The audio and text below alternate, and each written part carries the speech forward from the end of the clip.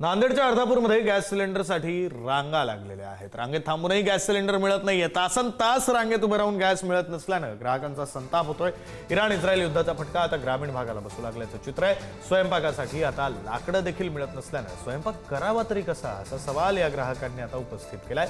Gas सिलेंडरसाठी कामधंदे सोडून दिवसभर भटकंती करावी लागते, त्यामुळे हातावरचं पोट असलेल्या ग्राहकांनी तीव्र नाराजी व्यक्त केली। 7:30 वाजता आलो सर, ते आम्हाला काय गॅस भेटला नाही, काही नाही। आम्ही परेशान आहोत। पावती माझ्या संघ माणसं होते, 50 माणूस माझ्या पुढे होतं।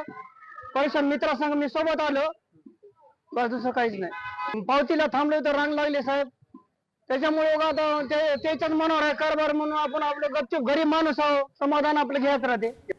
दरम्यान कोल्हापुरातल्या 2 गॅस एजन्सीवर आता कारवाई होणार आहे। गॅस पुरवठा सुरळीत होत नसल्याच्या वारंवार तक्रारी आल्या। बुकिंग करून 10 ते 12 दिवसांनीही सिलेंडर मिळत नसल्यानं ही कारवाई होणार आहे।